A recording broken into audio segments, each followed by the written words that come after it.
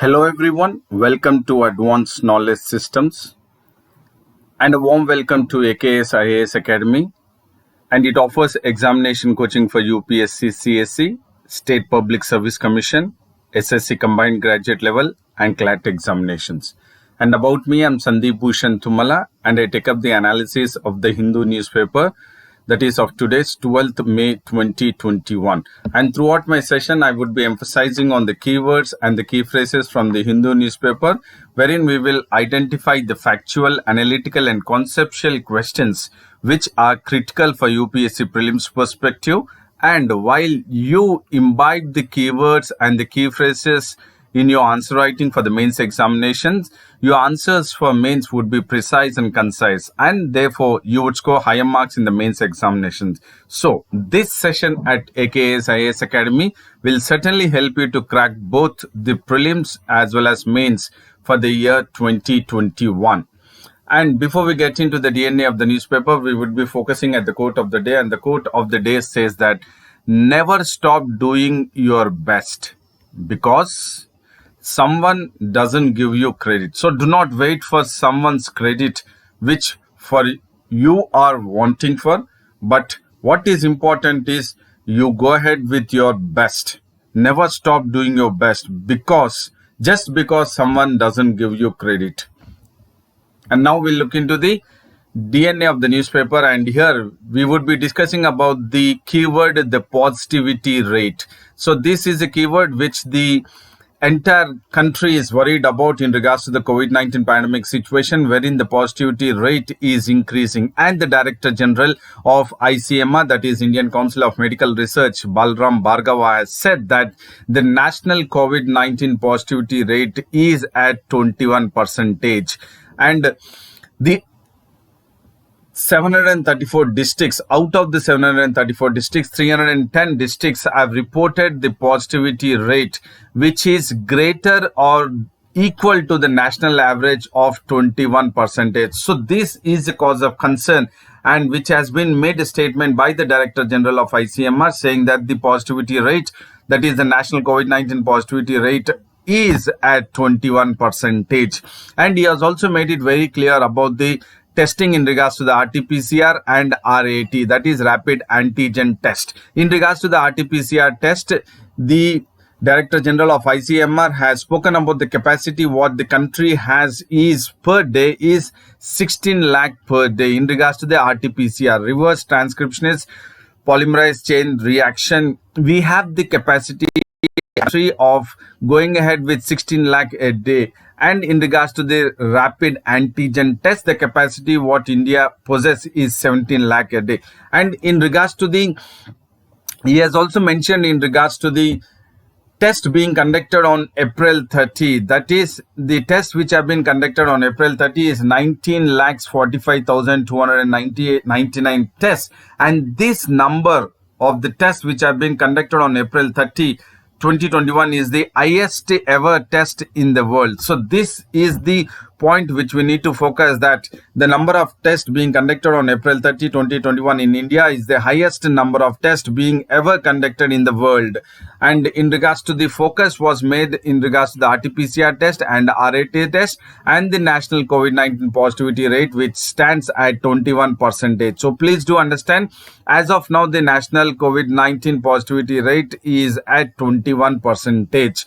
And in regards to the rapid antigen test, that is RAT, which has been conducted in rural and remote areas, the Director General of ICMR has also said that this test would be allowed both in the government and in the private healthcare facilities, so that to ramp up the test facilities, so that we can make sure that we identify at the initial stage the spread of the virus and then try to contain the virus spread, which would be a rampant in India. And he has also focused in regards to the rapid antigen test booths, which would be set up in schools, colleges, residents welfare associations, offices, and in various other places, so that it would be set up in cooperation with the local communities, so that the RAT booths, which would be allowed both in government and private healthcare facilities, will make sure that there would be restricting the spread of the virus by the rapid antigen test. And he has also mentioned the government would also encourage the partnership model, that is called as public private partnership model, in regards to the rapid antigen test, which would take up, or the RAT booths which would be set up in schools, colleges, residents welfare association, and also which would be encouraging, the government would be encouraging both in a model called as a public private partnership model, that is PPP model. And the health ministry spokesperson, that is Lava Agrawal, has also said in regards to the positivity rate, and he has also mentioned that the 26 states has more than 15% of the positivity rate, and 9 states are over 25%, and 10 states in India are with 20 to 25% of the positivity rate. Now, if we focus, what is the national COVID-19 positivity rate is at 21%. Please do understand, the national COVID-19 positivity rate is at 21%, but the 26 states are more than 15%, which is below the national positivity rate, and 9 states are above 25, which is above the national positivity rate, and the 10 states with 20 to 25%, which are almost above the positivity rate. And this is a cause of concern that the government of India, the health ministry, and the state health ministries should also focus, making sure that the positivity rate comes down drastically by making sure that there are more number of RT-PCR tests and rapid antigen tests, so that we can make sure that the spread of virus would be lowered. And if you look at the state-wise, which has the highest number of positivity rate is Goa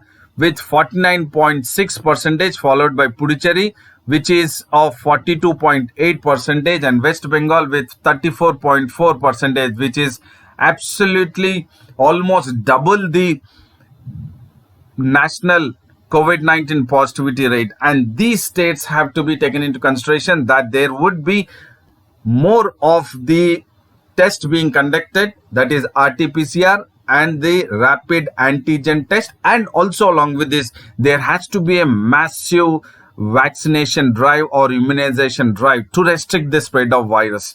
And this is the news which is in regards to the health, especially focusing on the keyword, that is the positivity rate. And yes, definitely the government of India and the country is worried about the positivity rate, and the country along with the health ministry, both the state and the center, are definitely working for the lowering the positivity rate across the India, because of this second wave which is drastically increasing the positivity rate. And along with that, the positivity rate has to be reduced by going ahead with taking the RT-PCR test, rapid antigen test, and also in regards to the wherever necessary, there has to be a national or restricted national lockdown. And now we look at the another news, which is in regards to the DRDO COVID drug. So we have seen that the DRDO has developed, that is Defense Research and Development Organization, has developed a drug, and which has been approved by DCGI, that is Drug Controller General of India. And the Drug Controller General of India has approved the drug developed by the DRDO for emergency use. So this is a keyword which the DCGI has approved the drug developed by the DRDO only for emergency use, that is in regards to the moderate and severe COVID patients onto. And this drug was really accepted, and then the DRDO has made it very clear that it is working with the patients, or to the patients who are moderate and severe COVID-19 patients. It is working in a positive way, that is the patients are moving from positive to the negative stage. So this was actually a very good one which was accepted, and then people thought that yes, this is the one which is required at the time of the positivity rate which is increasing, and the second wave which is going at with a very high surge. But there are independent experts who are saying that the information so far available in regards to the drug utility which has been developed by the DRDO in regards to the emergency use approved by the DCGI for moderate and severe is not been established. So this is a concern, that is the challenge for the DRDO drug which has been developed is that the independent experts are saying that the drug utility in regards to the COVID-19 pandemic has not been established. So this is the challenge. And now we will focus at length in regards to what the drug that developed by DRDO and how the independent experts are talking about that this drug utility has not been established further. And it says that the experts are saying that there are lack of published data in regards to the performance of the drug developed by the DRDO in regards to the human trials. And they also said that there is opaqueness on whether the phase 3 trial, the objectivity has been evaluated in regards to the benefit of the drug, or there are any lack of the drug, and about the drug history. So definitely there are concerns which have been raised by the independent experts, which wherein the drug has not yet been established because there is lack of published data, there is opaqueness on the phase 3 trial, especially in regards to the evaluation made in regards to the benefits of the drug or the lack of the drug and the drug history. And the drug which the expert says that the drug is being utilized, and this drug is an unapproved anti-cancer drug. So if you look at the drug which has been developed by DRDO, it is the drug name called as 2-deoxy-D-glucose, and this drug 2-deoxy-D-glucose is an unapproved anti-cancer drug. This is the statement made by the independent experts in regards to the 2-deoxy-D-glucose, which it says that it is an unapproved anti-cancer drug. And when they say that it is an unapproved anti-cancer drug, the 2-deoxy-D-glucose drug can potentially able to harm the healthy human cells. So this is the challenge which has been posed by the independent experts, that there has to be more establishments made in regards to the drug, that as it is an unapproved anti-cancer drug, so therefore there is a possibility that it can potentially able to harm the healthy human cells. And the drug historically has been extensively tested for treating cancer, but so far it is an unapproved drug. Please do understand, it has been used extensively for treating cancer, but it is an unapproved anti-cancer drug. This is the challenge or the concerns or the issues raised by the experts in regards to the drug developed by DRDO, that is the drug 2-deoxy-D-glucose. And the DRDO, it has a lab. The lab of DRDO is called as Institute of Nuclear Medicine and Allied Sciences, that is INMAS, which is a lab of DRDO in collaboration with the DRL, that is Dr. Reddy's laboratories, have been studying the drug that is 2-deoxy-D-glucose, which is extensively used or tested for treating cancer. And this is in regards to the lab of DRDO, INMAS, in collaboration with the Dr. Reddy laboratories, are going ahead with studying the drug in the context of radiation therapy for cancer. So the 2-deoxy-D-glucose drug is used for the radiation therapy for cancer, and it is an anti-cancer drug, but which is an unapproved anti-cancer drug, which wherein there is a concern in regards to the drug which has been given approval by the DCGI for emergency use, especially in the moderate to severe COVID-19 patients. And now we will look at what is the mechanism or the medical mechanism which is in the 2-deoxy-D-glucose drug, which is used in the radiation therapy for cancer. and the basic mechanism which is in the drug, that is 2-deoxy-D-glucose, it involves in inhibiting glycolysis. So we have to understand the keyword, that is the glycolysis. So the mechanism which is used, or the basic mechanism in the drug which is used in the radiation therapy for cancer, it involves the inhibiting glycolysis. So what does it mean? That is, it is one of the ways which wherein in glycolysis the cells break down the glucose into energy. So this is the mechanism which is used in the drug which is inhibiting the glycolysis. That is, glycolysis is one of the ways in which the cells break down the glucose for energy. So inhibiting, it is stopping, inhibits the glycolysis. And these cancer cells, they depend on glucose for their survival.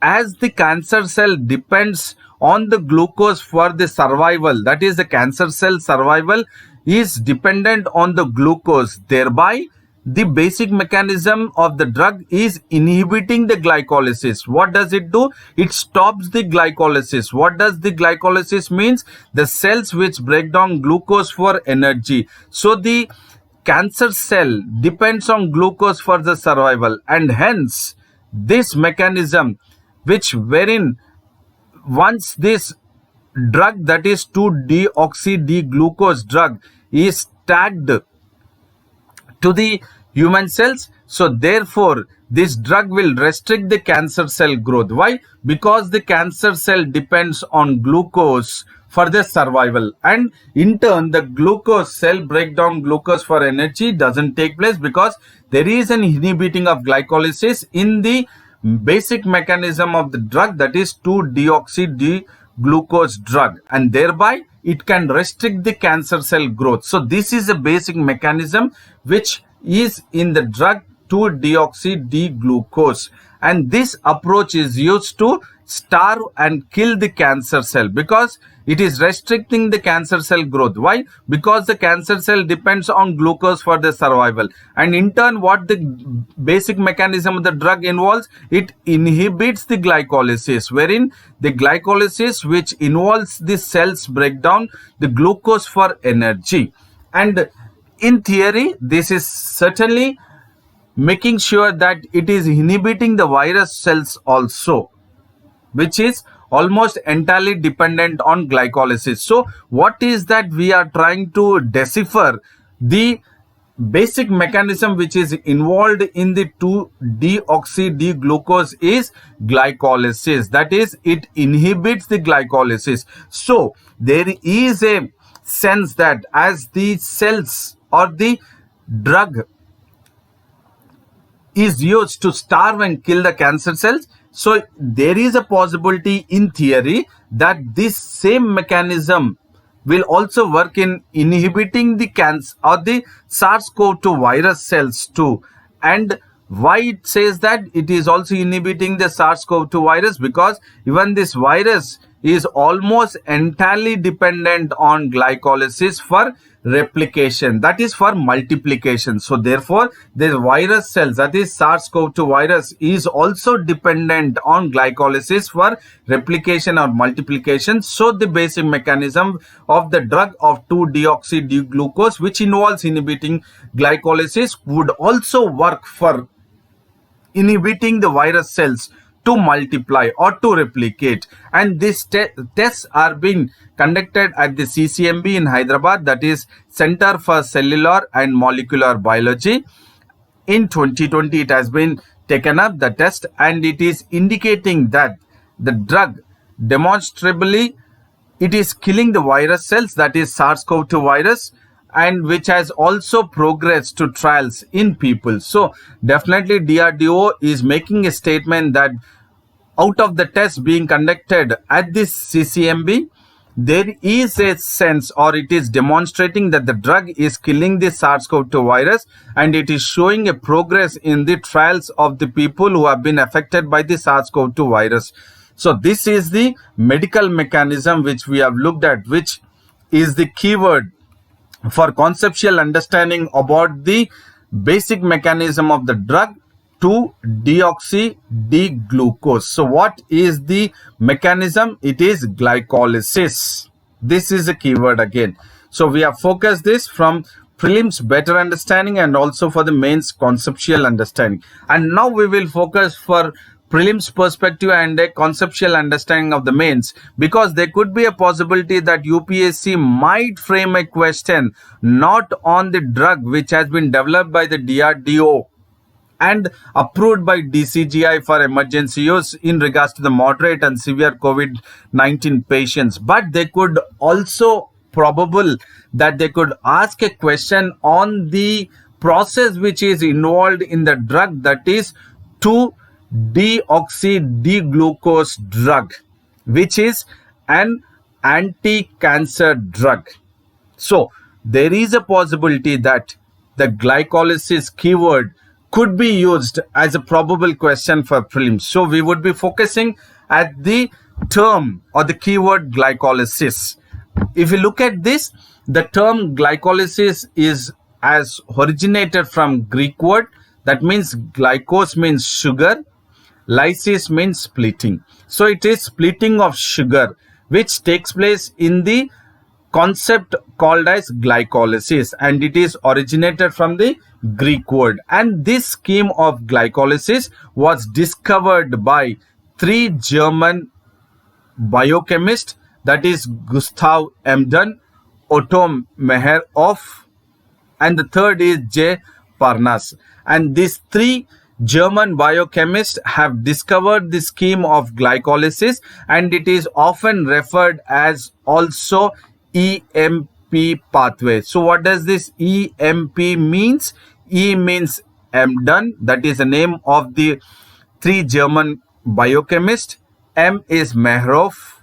P means Parnas. So the 3 German biochemists have come up, or it is often referred, that is glycolysis is often referred as EMP pathway. So EMP means, please do understand, it is the initials or the name of the 3 German biochemists, Emden, Meherhoff, and then Parnas.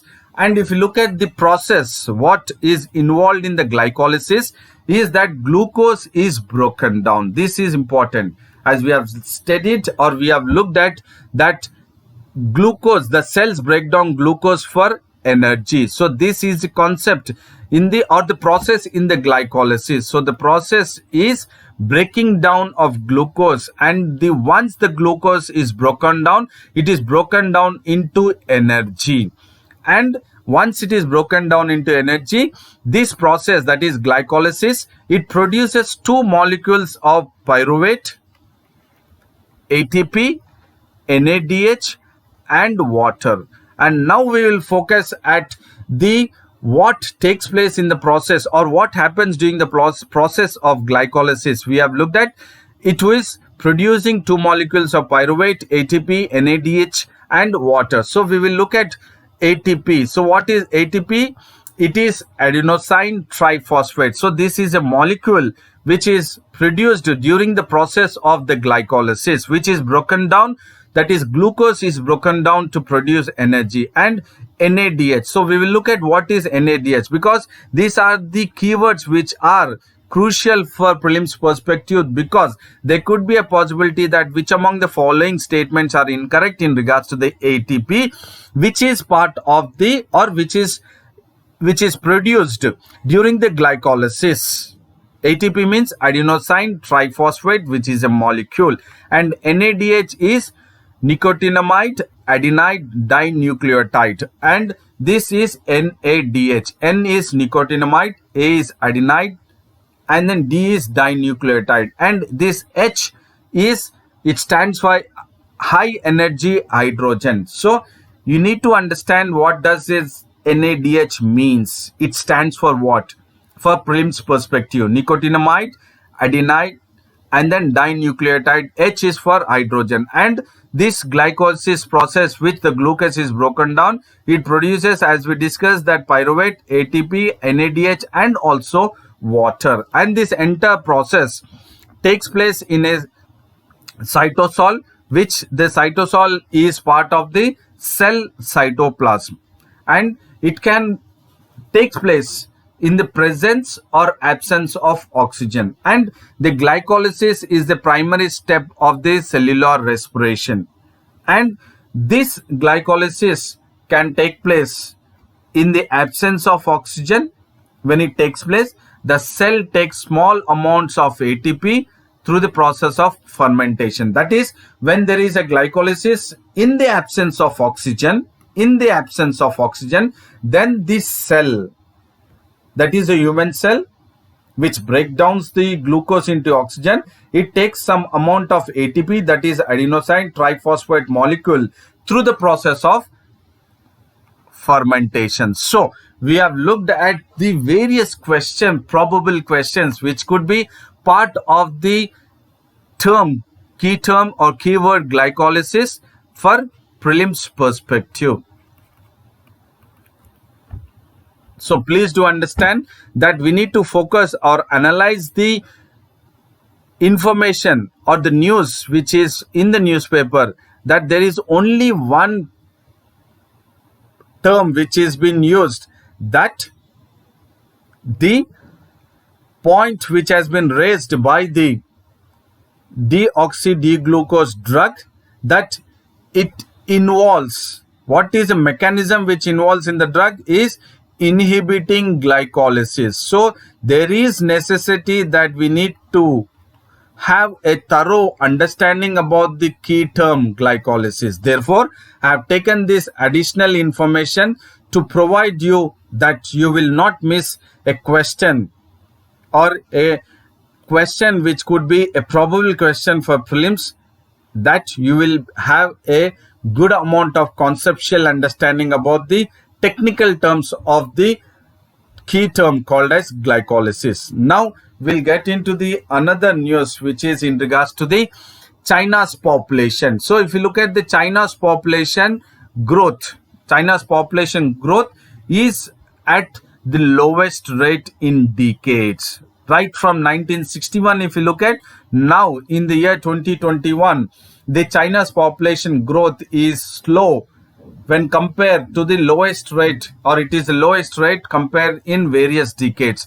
And there is a population census which takes up in China, that is once in a decadal population census, and in that census it is recorded that the population growth rate is slowing in China, and thereby, even though the population growth rate is slowing in China, as per the population census released, which is the 7th census which has been released by the National Bureau of Statistics in Beijing, it says that the China's population will peak. And once the China's population will peak, definitely India will overtake the China's population in the year or as early as the year 2025. And the National Bureau of Statistics in China has also said that the number of births, that is the lowest birth rates, have been falling for the 4th consecutive year. So right from, if we look at the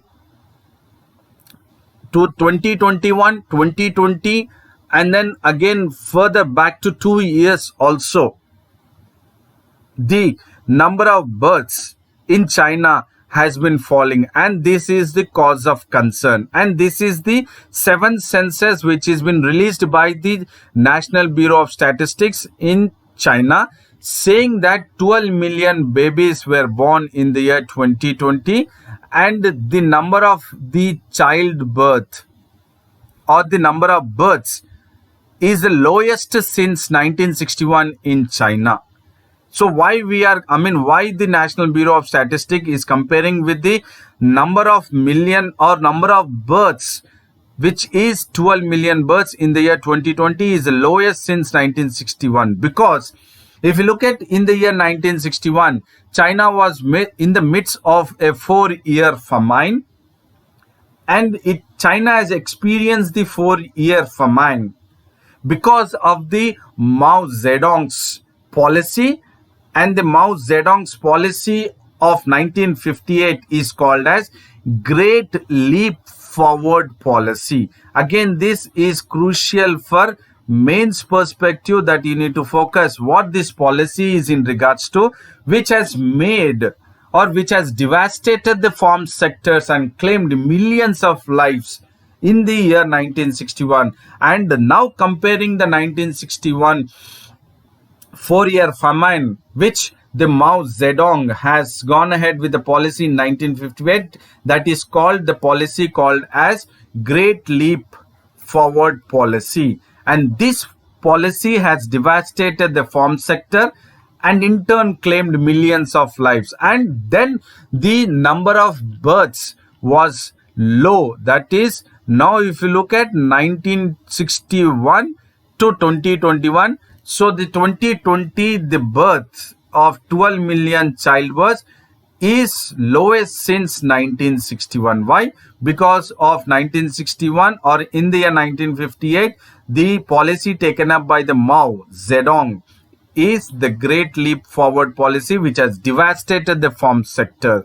So this is the important point or conceptual understanding in regards to the lowest birth, comparing it with the year 2020 with 1961 in China, because of the Great Leap Forward policy in 1958 by Mao Zedong, which has devastated the farm sectors. And if you look at the China's population in the year 2020 was 1.41 billion, and if we compare that with 2021, the increase from 2010 to 2020, it has increased only 72 million.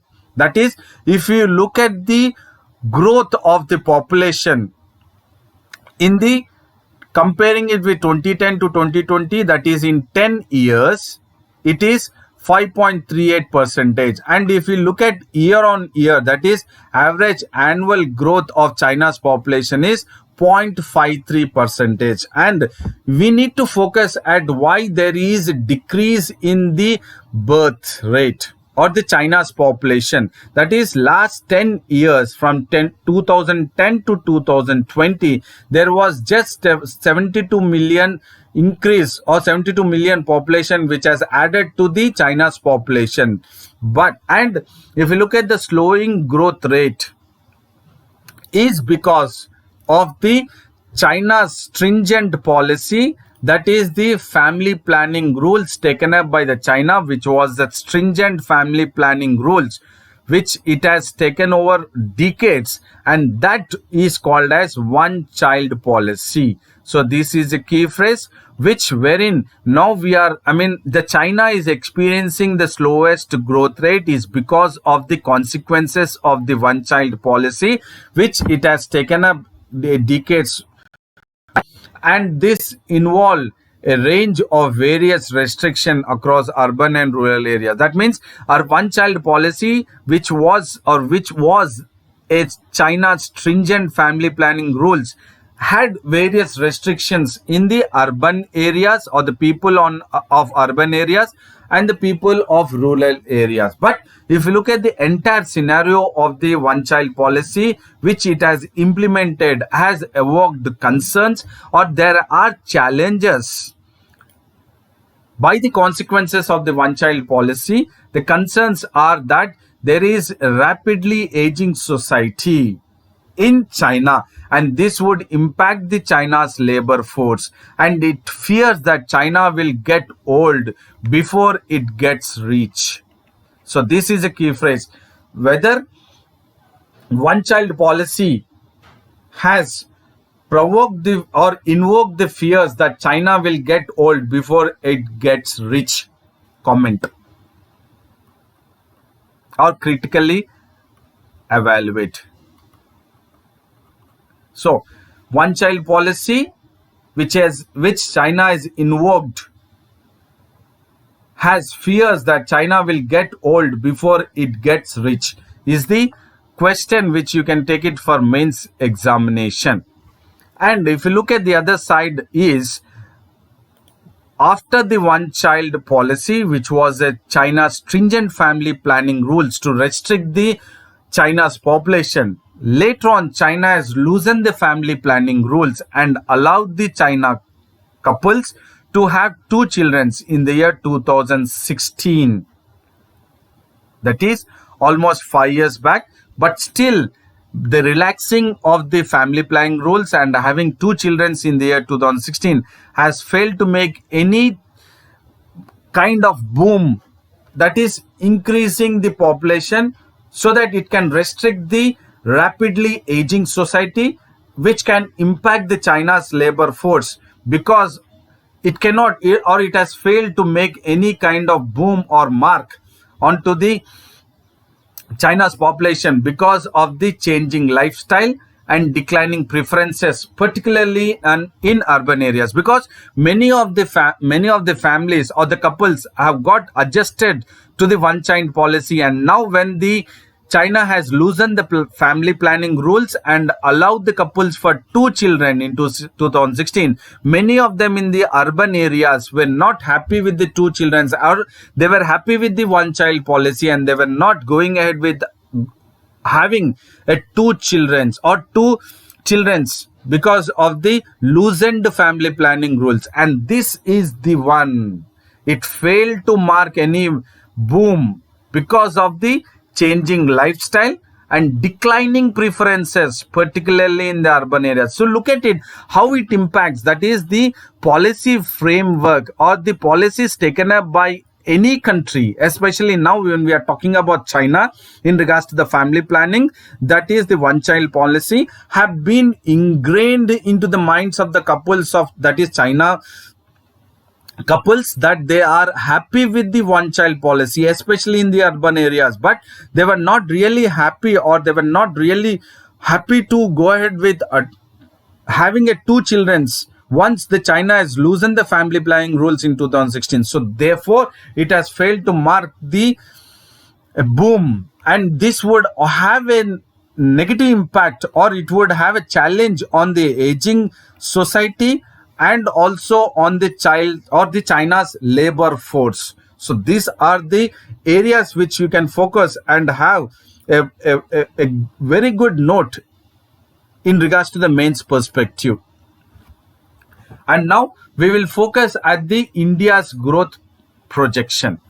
So who has gone ahead with projecting the India's growth projection to 9.3? It is the Moody's Investors Service, and they have sharply scaled down, or they have reduced the year 2021 India's growth projection to 9.3, which earlier the Moody's Investors Service have projected India's growth projection to 13.7. So because of the negative impact of the second wave of the COVID-19 pandemic situation, the Moody's investors have changed, or they have scaled down the India's growth projection from 13.7% to 9.3%. So this is a cause of concern for the India's growth projection because of the negative impact of the second wave of the COVID-19 pandemic situation, wherein the country is experiencing, or almost all the states in the country in India are experiencing it, and thereby it is having a negative impact on the India's growth projection, which it has Moody's Investors Service has scaled down the growth projection from 13.7% to 9.3%. And in turn, it has also warned that the spread of the coronavirus, and the rate of the vaccination, that is the vaccination drive, will have a direct impact on the economic outcomes. So it has put forth the reasons which will have a direct impact on the economic outcomes, which again will have a scale down of the growth projection of India from 13.7% to 9.3% is because the reasons are because of the spread of the coronavirus, that is the surge of the cases, and the rate of vaccination, immunization drive, or the vaccination drive. This will have the direct impact on the economic output or outcomes. And it has also said that the severe second wave will slow the near-term economic recovery, and it would also have a negative impact on the longer-term growth dynamics. So these are the 2 keywords which we need to focus, that which was emphasized by the Moody's investors, that because of the severe second wave, it will slow down the near-term economic recovery. Recovery will slow down, and it would also have a weight or negative impact on the long-term growth dynamics. And the credit profile of India is increasingly constrained, or there is a negative impact on the credit profile of India because of the obstacles to economic growth,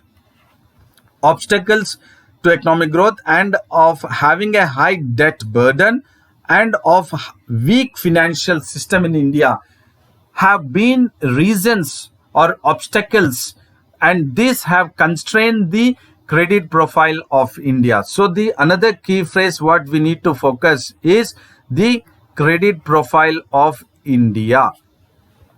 And the shortage of vaccines, along with the shortage of vaccines, the logistical difficulties which the various state health departments are facing, or the difficulties in reaching the large rural population of the country, is complicating the vaccine rollout. So what is the important that we need to focus on the vaccination drive, or which is hampering the vaccination drive or immunization drive, is because of the shortage of vaccine and the logistical difficulties, especially in the rural population, which is complicating the vaccine rollout. And this is the reason why the Moody's Investor Service have scaled down the India's growth projection from 13.7% to 9.3%. So this is as part of the economy in regards to the growth prospects of India, and the reasons are the spread of the virus and the rate of vaccination. And why the rate of vaccination is being reduced is because of the shortage of vaccination and the logistical difficulties which these states are facing, especially in the rural population, and this is complicating the vaccine rollout. And this is the reason which we need to look at how the growth prospects would impact for India. And I hope this session was important, helpful both for prelims and mains perspective. So I would say a very big thank you to all. Good luck to you all, and then do maintain consistency, stick to your schedule, and then take care of your physical health and mental health. And do not forget to like the video, share the video, and subscribe the AKS IAS Academy English Medium YouTube channel, and also have the access to the website and Telegram link of AKS IAS Academy. And then see you tomorrow with the daily news analysis at AKS IAS Academy, that is at Advanced Knowledge System. Till then, thank you, goodbye, and then take care.